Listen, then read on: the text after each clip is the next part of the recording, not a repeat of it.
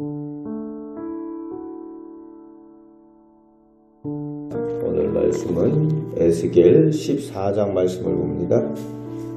눈에 보이는 우상만 있는 것이 아니라 지금 당장 우상에게 숭배하지 않아도 눈에 보이는 행동이 아니더라도 눈에 보이지 않는 우상도 있습니다.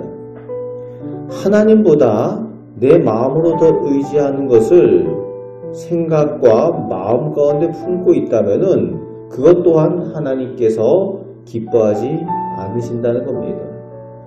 오늘 본문 1절 말씀에 이스라엘 장로, 즉 백성의 지도자이고 원로이며 어른인 그 장로라는 사람들이 선지자 에스겔 앞에 나왔는데 3절 4절에 하나님 앞에 선지자 앞에 나아오지만 마음 가운데 우상을 의지하고 죄악의 걸림돌을 제거하지 않고 하나님께 묻고자 나아왔다.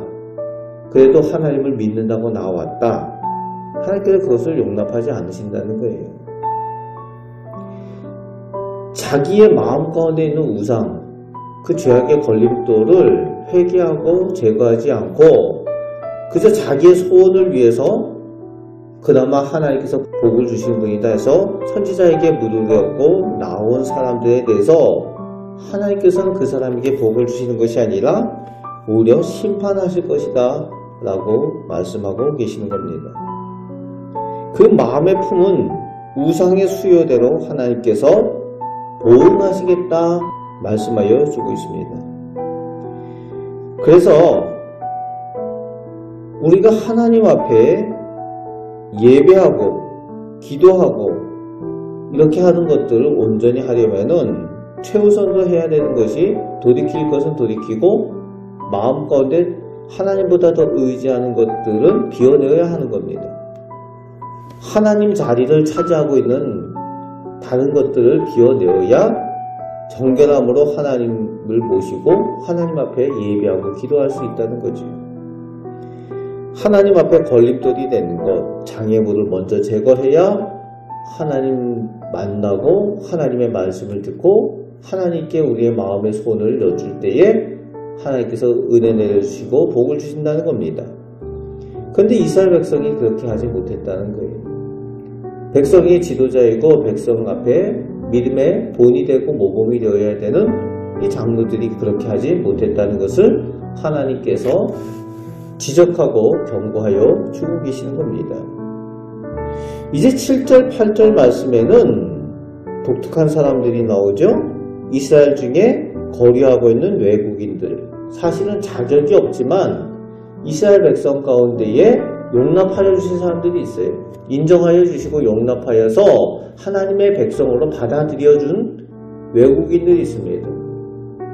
그 외국 사람이라든지 모압 사람이라든지 이런 사람들 하나님께서 자격이 없지만 받아주셨다는 거예요. 이스라엘 민족 가운데에. 그런데 그들이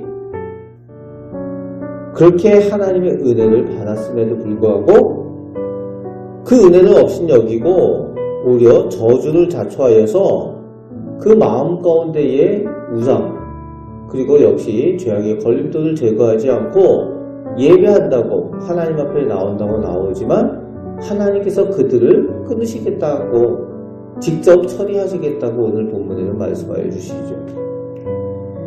그래서 속담거리가 되게 하시겠다. 놀라움이 되게 하시겠다. 그렇게 하십니다.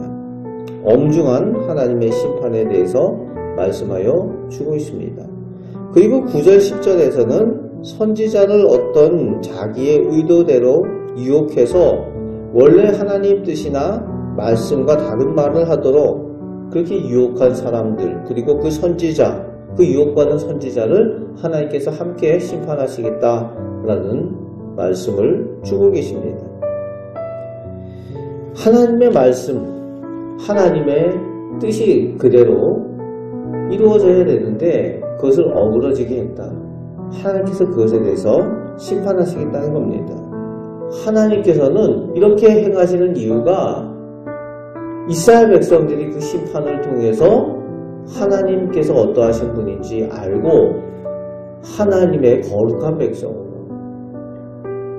하나님의 백성이 온전히 될 수 있도록 그리고 하나님께서 그들의 하나님이 되시기를 원하신다는 겁니다. 그것을 위해서 그렇게 심판하시는 것을 경고하고 계시는 겁니다.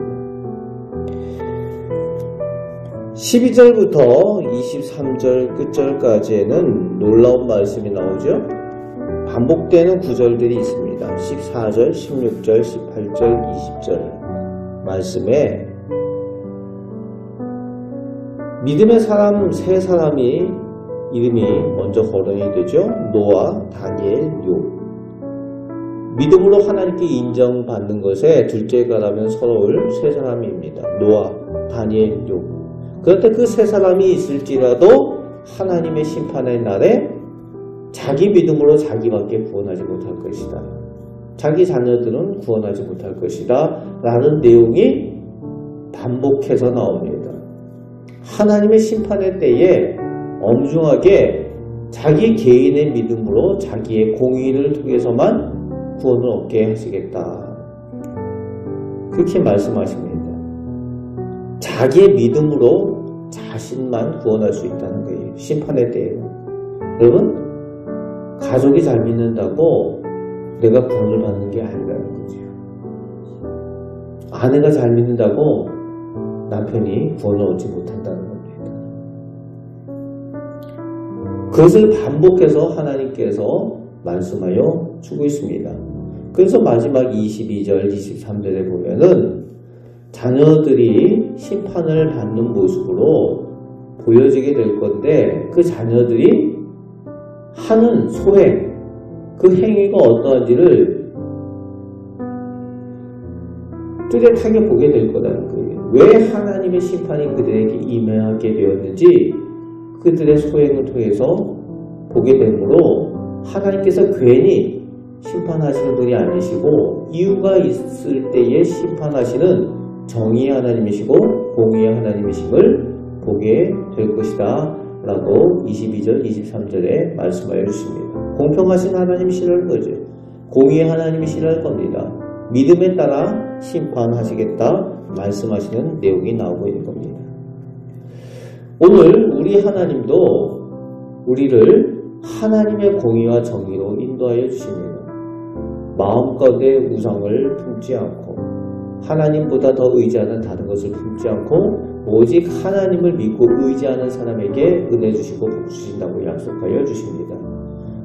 하나님 앞에 인정받는 믿음으로 구원의 은혜를 체험하며 누리며 오늘도 기도의 은혜를 누리며 살아가시는 우리 복된 성도들 되시기를 주님의 말씀으로 축복합니다.